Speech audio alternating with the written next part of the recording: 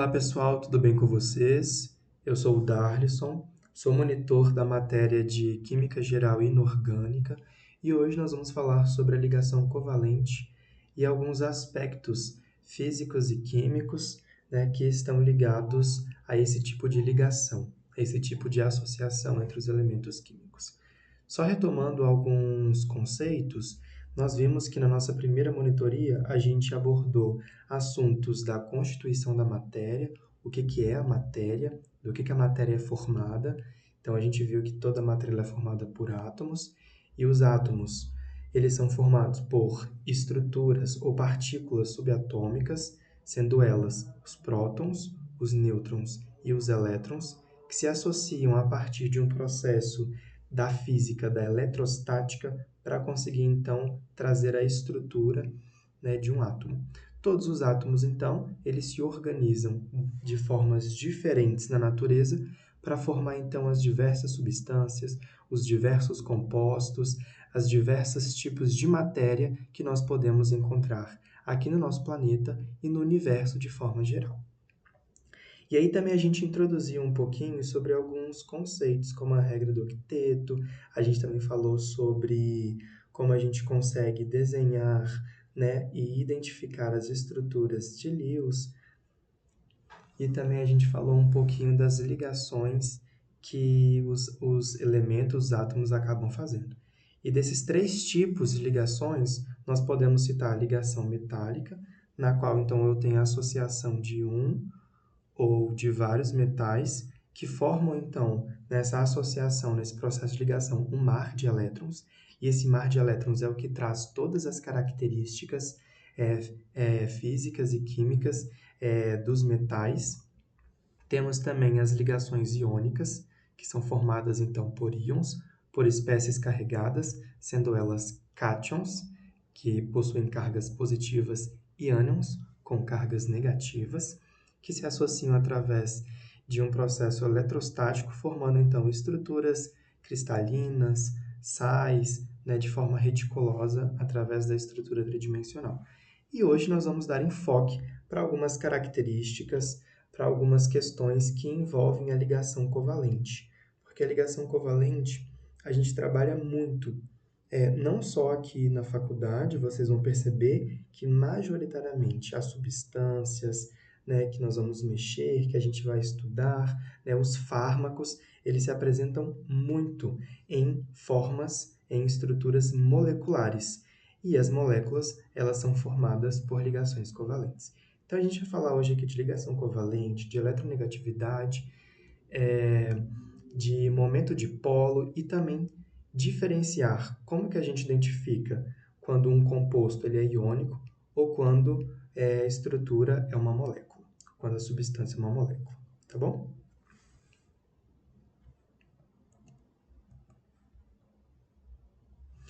Então vamos lá. Falando um pouquinho então da ligação covalente e sobre a sua definição, a gente precisa levar em consideração a seguinte questão. Em relação à ligação iônica, a gente tem o processo de doação. Então, um elemento ele vai perder o seu elétron e vai então dar o seu elétron, doar o seu elétron para um outro elemento. O elemento que perdeu, ou o átomo também, nós podemos chamar de átomo ou de elemento, que perdeu o elétron, ele possui uma deficiência de elétrons. Então, ele fica mais eletropositivo. E aí a gente chama ele também de cátion. E o elemento que ganhou o elétron, ele é chamado de ânion, e ele fica mais eletropositivo. E a associação eletrostática, as forças contrárias que conseguem se atrair, formam então a estrutura tridimensional dos retículos cristalinos, que majoritariamente são formados então por ligações iônicas. Só que aqui na ligação covalente é um pouco diferente, porque o processo de associação química entre os elementos químicos ou entre os átomos, ela não se dá por meio da doação de elétrons, mas sim pelo compartilhamento de elétrons.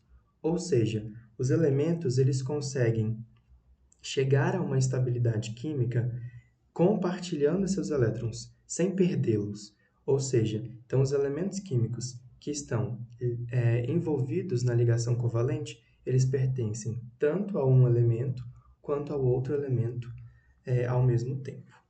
Então, a gente pode ver que na ligação covalente, assim também como nos outros tipos de ligação, os elementos químicos eles tentem, né, aqui na ligação covalente, compartilhar os seus elétrons para que eles consigam adquirir uma configuração eletrônica de gás nobre.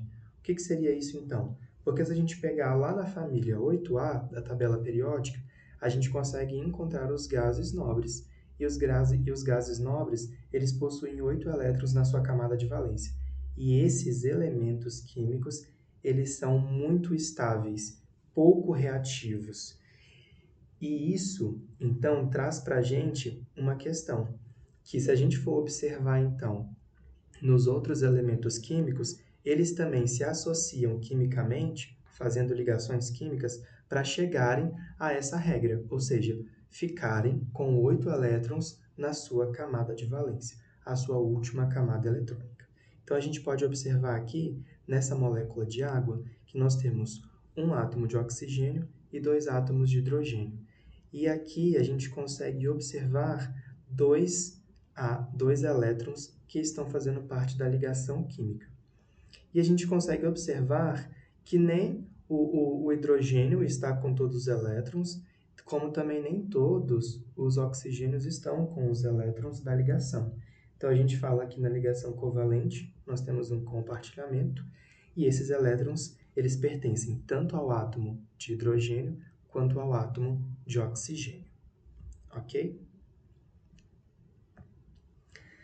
Bom, ainda na definição de ligação covalente, a gente precisa então entender que, independente se é uma ligação covalente ou outro tipo de ligação, os elétrons que estão envolvidos nesse processo de associação, de ligação química, são os elétrons de valência, ou seja, são os elétrons que estão presentes na sua última camada eletrônica daquele átomo.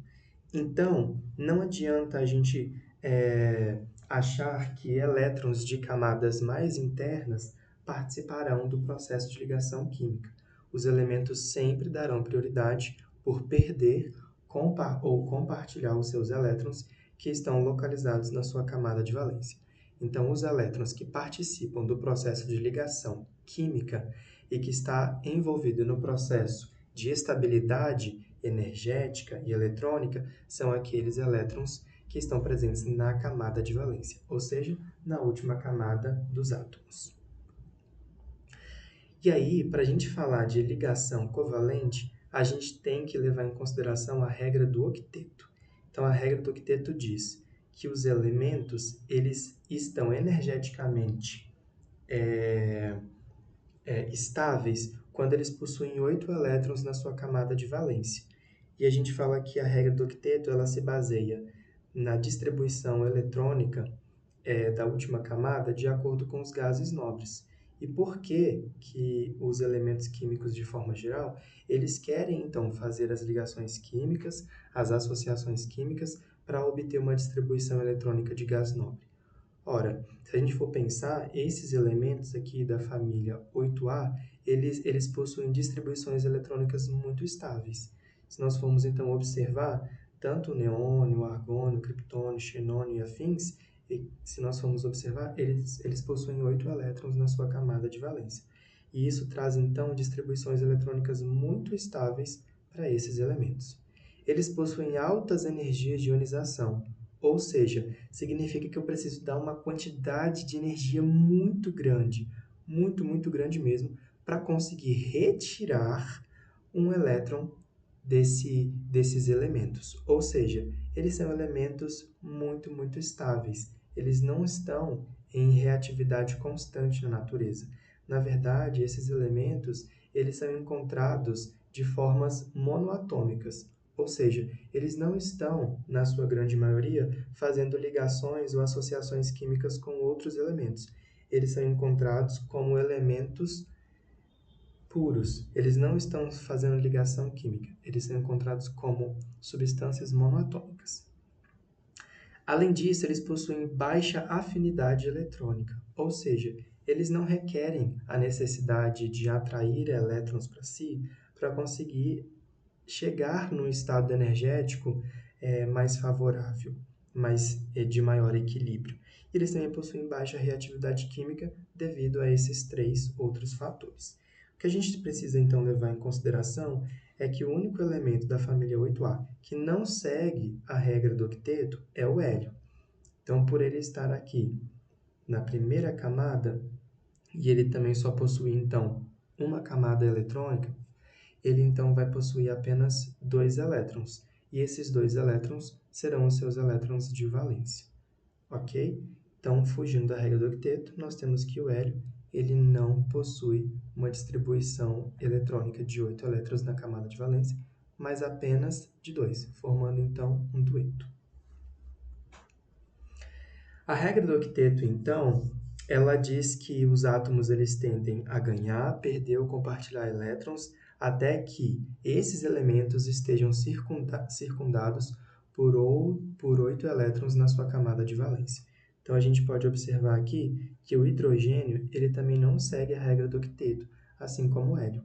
Então, tanto o hidrogênio quanto o hélio, eles só necessitam de 2 elétrons na sua camada de valência. Ok? Mas já o átomo de oxigênio, ele necessita de 8 elétrons na camada de valência. E é por isso que as moléculas de água, né, formadas por átomos de oxigênio e de hidrogênio, fazem a ligação covalente. Porque na natureza, muitas vezes, os oxigênios eles não são encontrados com 8 elétrons na camada de valência, assim como muitos elementos da família 8A são encontrados. Então, o oxigênio ele precisa se associar com outros elementos químicos para conseguir, então, ficar com esses 8 elétrons na sua camada de valência. E quando o oxigênio se associa realizando a ligação covalente com 2 átomos de hidrogênio, ele consegue, então, formar a molécula de água e também obter a configuração de um gás nobre, porque se nós formos observar aqui na camada de valência, a gente consegue perceber que ele tem 1, 2, 3, 4, 5, 6, 7, 8, chegando então à regra do octeto. E assim, ele possui uma menor energia associada e se constitui e se apresenta então na natureza de forma mais estável. E aqui também a gente pode observar o gás oxigênio, na qual nós temos 2 átomos de oxigênio que estão fazendo então ligação covalente a partir do compartilhamento de elétrons para que eles consigam obter na sua última camada eletrônica a regra do octeto, possuindo então 8 elétrons de valência. E aqui também outro desenho esquemático da molécula de água. Bom, então como que a ligação covalente ela ocorre? Como que de fato ela se dá, né? Como então que nós temos a associação de átomos a partir das ligações covalentes? Nós temos então que o núcleo positivo de um elemento, de um átomo, atrai os elétrons que estão presentes na eletrosfera de outro átomo, enquanto que o núcleo do outro átomo atrai os elétrons que estão pertencentes, que estão presentes na eletrosfera do outro átomo.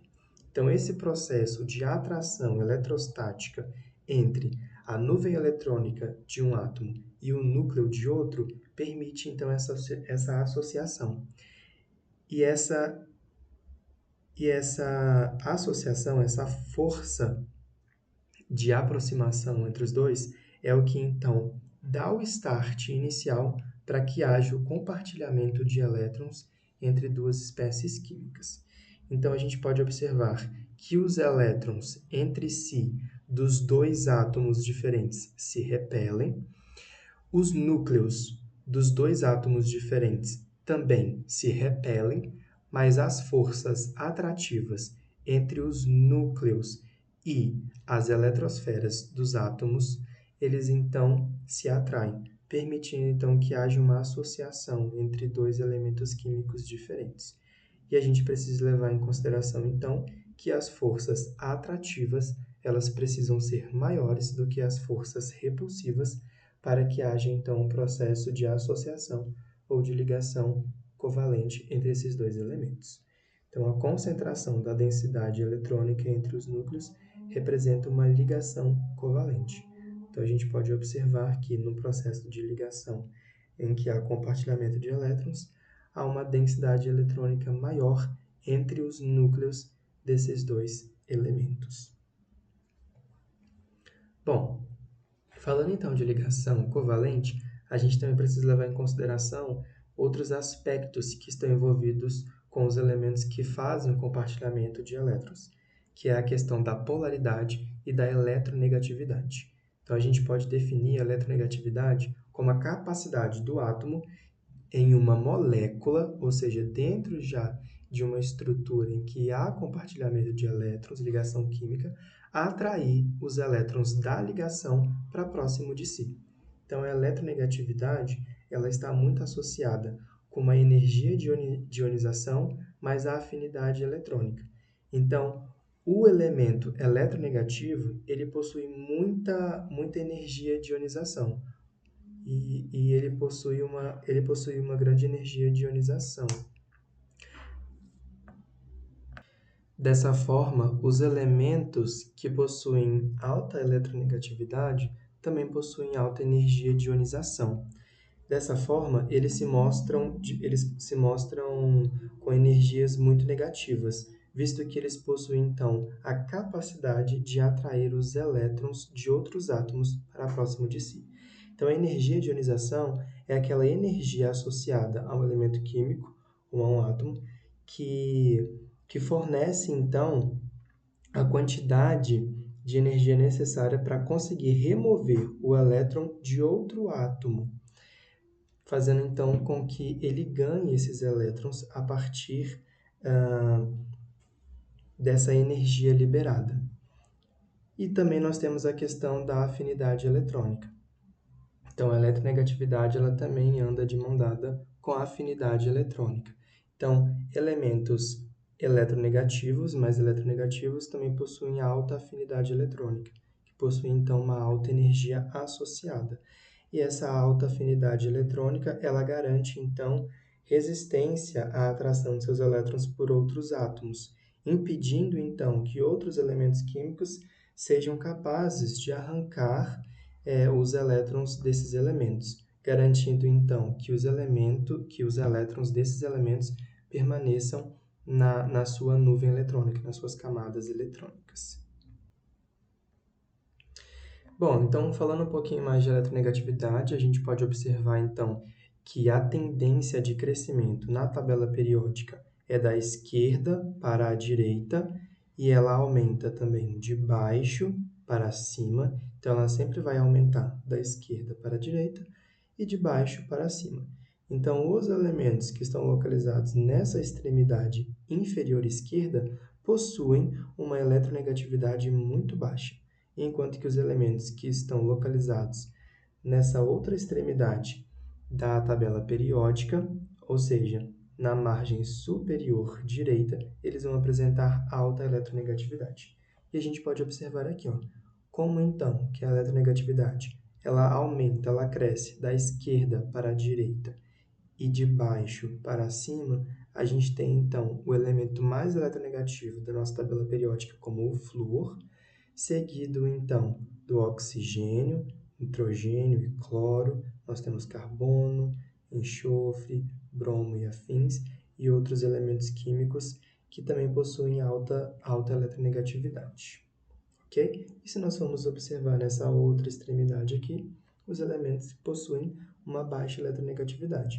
Então, todos aqueles elementos que variam em relação às cores em um pouco turquesa e verde, eles possuem baixa eletronegatividade, enquanto que os amarelos possuem média eletronegatividade e os vermelhos tendem para uma alta eletronegatividade. Lembrando que a eletronegatividade é a capacidade do elemento químico dentro de uma ligação química de atrair os elétrons para próximo de si. E aí, a gente pode, então, utilizar a diferença da eletronegatividade entre dois elementos químicos que estão se associando quimicamente a partir da ligação química para tentar estabelecer e medir a polaridade daquela ligação entre os dois átomos. Então, a gente consegue observar que, quando dois átomos de flúor se associam, eles possuem uma diferença de eletronegatividade igual a zero. Se agora nós observarmos dois átomos diferentes, como o hidrogênio e o flúor se associando quimicamente através da ligação covalente, a diferença de eletronegatividade entre eles já é diferente de zero, sendo então 1,9. Já então, se a gente pegar a associação entre o lítio e o flúor, a gente consegue observar uma diferença de eletronegatividade muito maior. E a gente precisa levar em consideração que as diferenças de eletronegatividade, quanto maior ela for, mais iônica será o caráter da ligação que os elementos químicos estão realizando. Então, se a gente observar aqui, a gente pode notar que quando a diferença de eletronegatividade entre dois elementos tende igual a zero, nós temos então uma ligação covalente apolar. Nós não temos a formação de polos nessa molécula. Se nós observarmos aqui agora a presença, então, a formação de ligação covalente entre dois elementos diferentes e que também possuem diferença de eletronegatividade entre eles, a gente consegue observar que se constitui então de uma ligação covalente polar. E a partir de então, nós temos a formação de polos dentro dessa molécula. Só que se nós tivermos uma diferença de eletronegatividade muito gigantesca, muito enorme, entre os dois elementos que estão se associando, a gente então terá nesse caráter de ligação, o tipo de ligação iônica.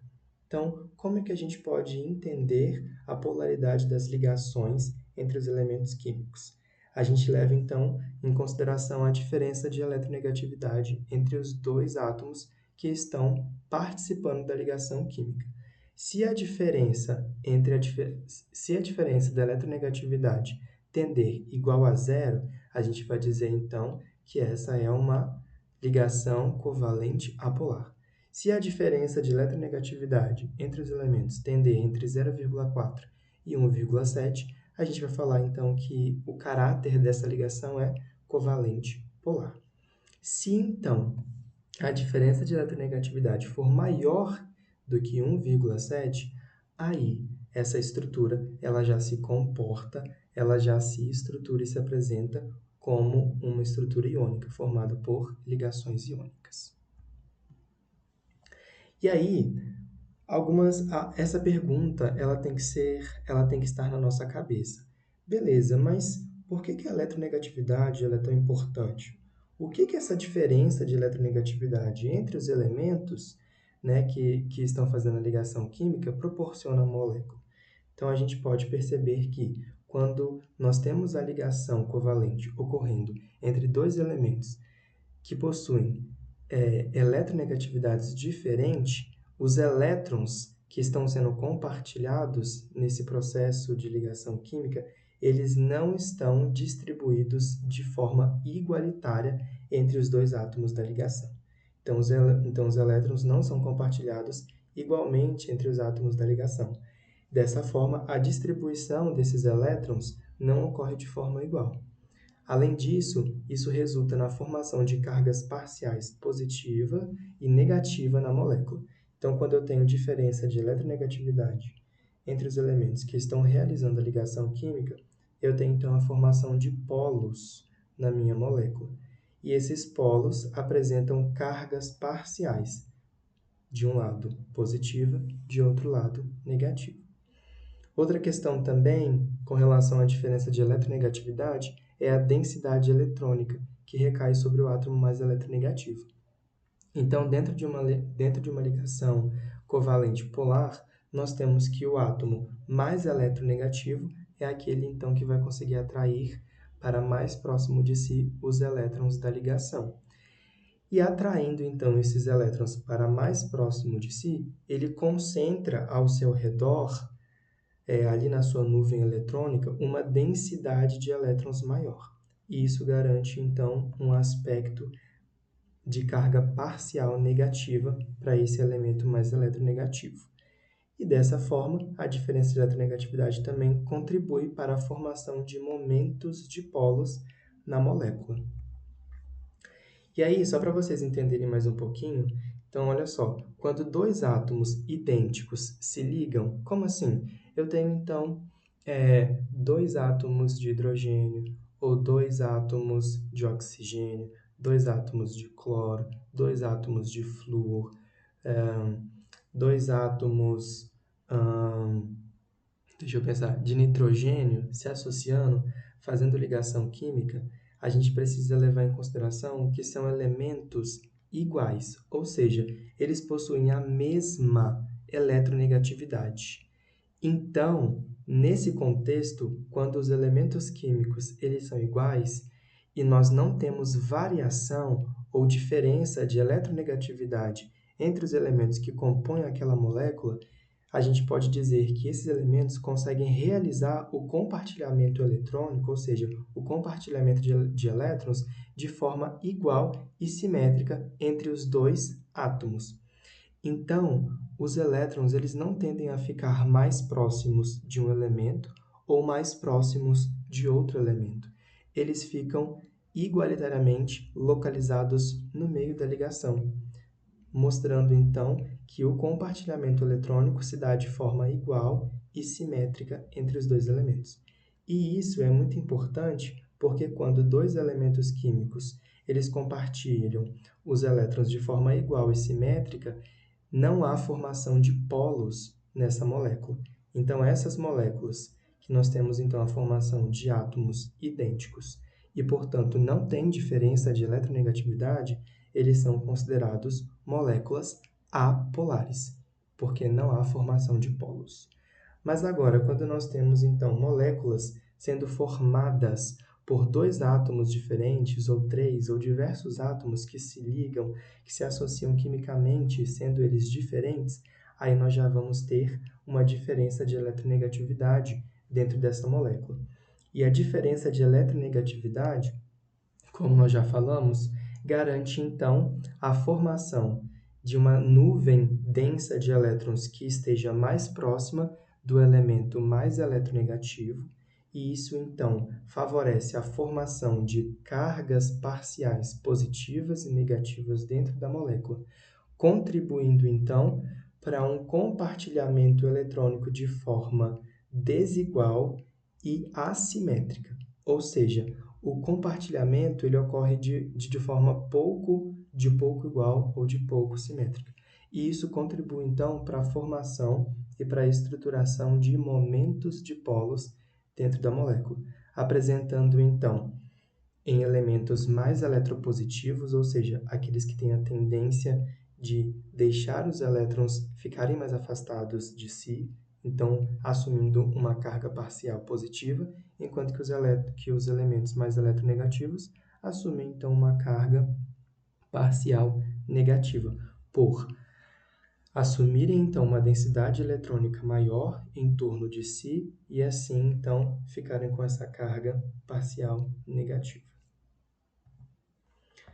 E aí, falando então da ligação covalente polar, a gente pode dizer então que átomos, que átomos em que há o compartilhamento de elétrons e que a diferença de eletronegatividade entre eles seja menor do que 1,7, nós teremos então a formação da ligação covalente polar. Ou seja, eu terei então uma estrutura molecular no qual se apresenta com formação de polos e apresenta então momentos de polos. Então a gente pode observar aqui que o ácido clorídrico ou o cloreto de hidrogênio ele é formado por um átomo de cloro, que é um elemento mais eletronegativo, e o átomo de hidrogênio, que é um elemento menos eletronegativo, também chamado de elemento eletropositivo. Como o cloro ele é um elemento mais eletronegativo, nessa ligação química ele tem a capacidade de atrair os elétrons para próximo de si, próximo da sua eletrosfera. E isso garante, então, para o átomo de cloro, uma densidade eletrônica muito maior. E dessa forma, por essa diferença de eletronegatividade ser menor do que 1,7, essa estrutura, essa substância química consegue então formar cargas parciais negativas em torno do cloro e cargas parciais positivas em torno do átomo de hidrogênio, configurando então uma molécula polar. Nós temos também aqui outro exemplo sendo da água. Então, o oxigênio, em relação ao hidrogênio, é o elemento mais eletronegativo. Então, nessa ligação química, ele tem a tendência de atrair os elétrons para próximo de si, formando então e apresentando uma densidade eletrônica maior em torno de si e apresentando uma carga parcial negativa, enquanto que os dois átomos de hidrogênio apresentam uma carga parcial positiva, apresentando então um momento dipolo na molécula de água.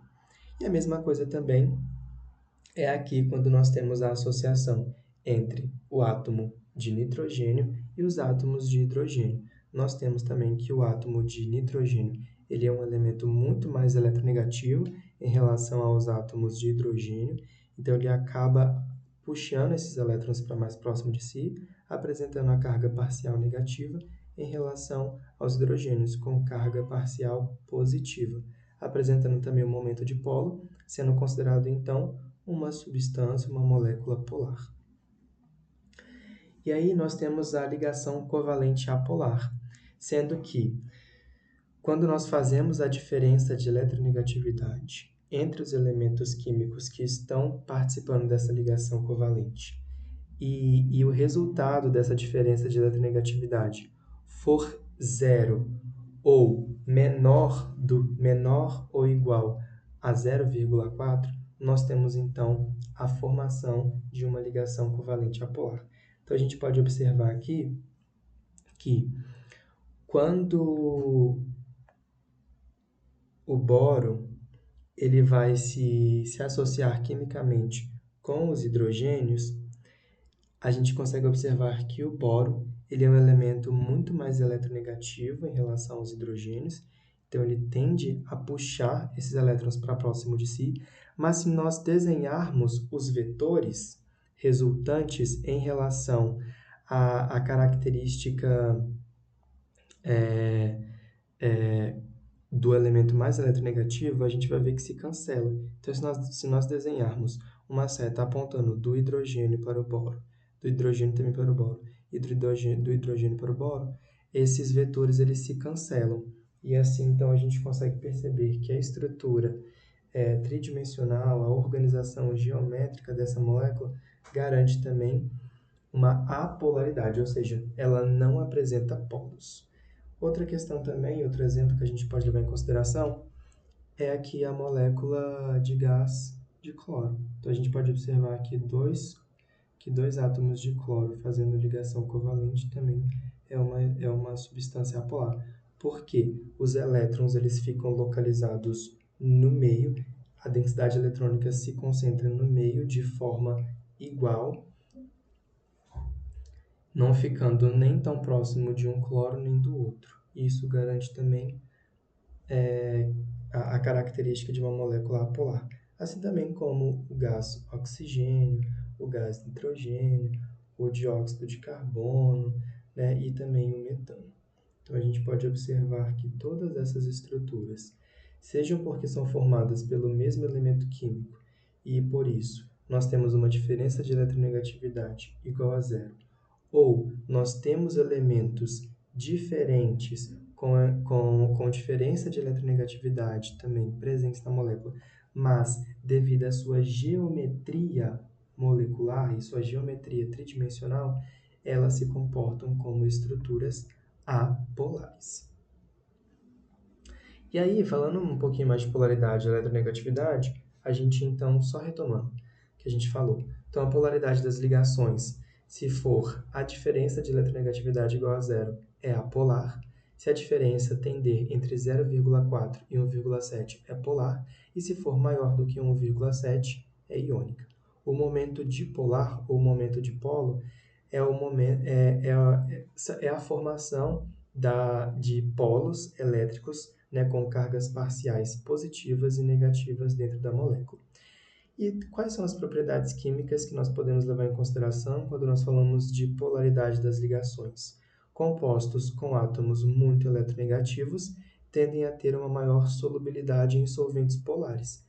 E isso a gente vai estudar mais para frente em interações intermoleculares, mas só para vocês saberem um pouquinho, toda substância que é polar, ela vai ser miscível, ela vai se misturar ou ela vai ter uma interação intermolecular também com outras substâncias que sejam apolares. Enquanto que substâncias polares só se misturam com polares e apolares só com apolares. Então, nós temos semelhante se misturando ou se interagindo com semelhante. Então, sempre compostos ou moléculas apolares vão interagir quimicamente com moléculas apolares, enquanto que compostos ou moléculas polares vão se associar quimicamente com moléculas polares.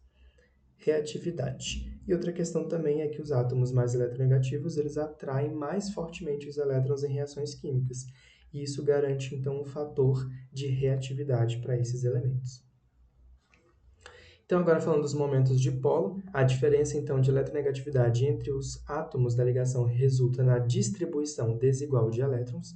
Então, a gente precisa levar em consideração que a eletronegatividade vai ser o ponto-chave nas ligações covalentes. Se nós temos, então, elementos diferentes realizando a ligação covalente, nós teremos, então, uma diferença de eletronegatividade.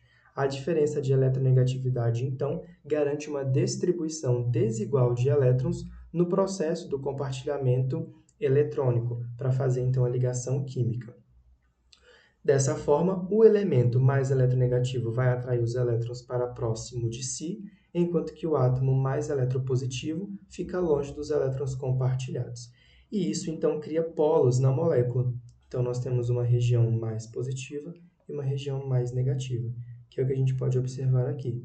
Então, o elemento X ele está representando um elemento mais eletronegativo em relação ao hidrogênio, sendo que ele então consegue atrair para mais próximo de si os elétrons, ficando então com uma carga parcial negativa, enquanto que o hidrogênio uma carga parcial positiva. E aqui também nós temos outras moléculas sendo formadas então por dois elementos diferentes que possuem diferenças de eletronegatividade e, consequentemente, então, nessa região mais vermelhinha, nós temos uma densidade eletrônica maior, então ela apresenta com uma carga parcial negativa, e a azulzinha nós temos uma região com menor densidade eletrônica, carregada então mais positivamente. E aí esses momentos de polos, eles são dados então por essa distribuição desigual na presença dos elétrons ou da nuvem eletrônica em torno dos átomos das moléculas.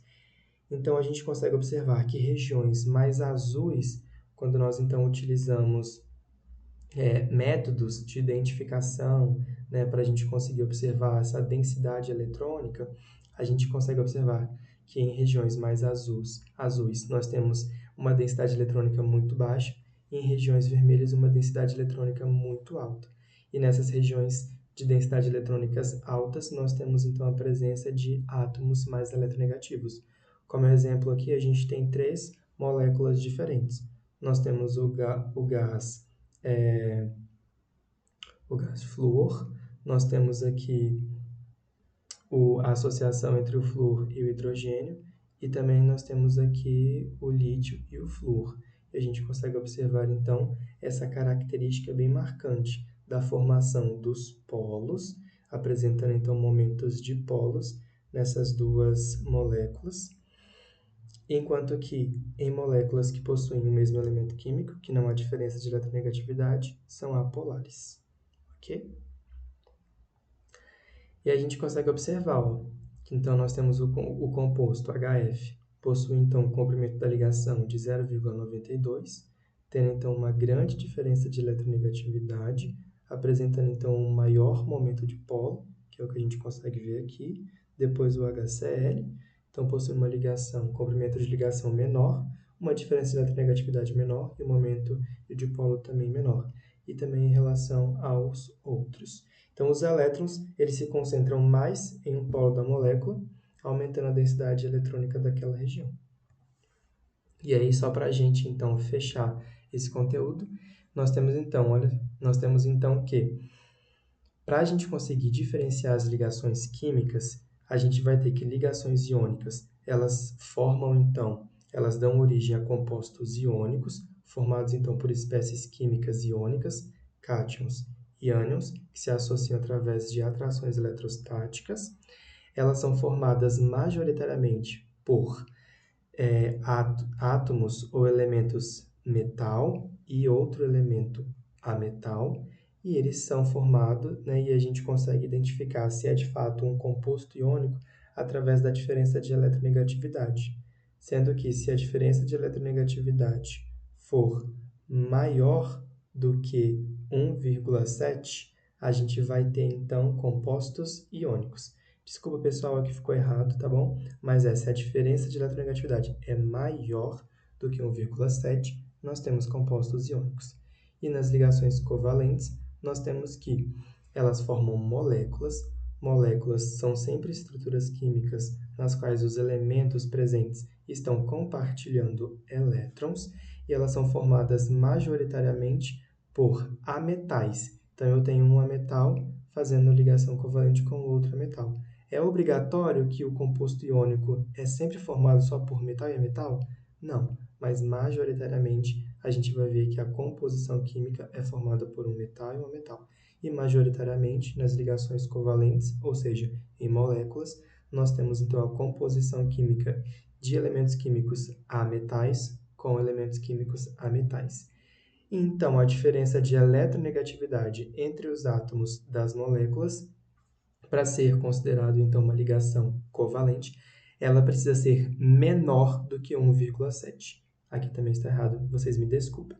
Então, ligações covalentes possuem diferença de eletronegatividade menor do que 1,7.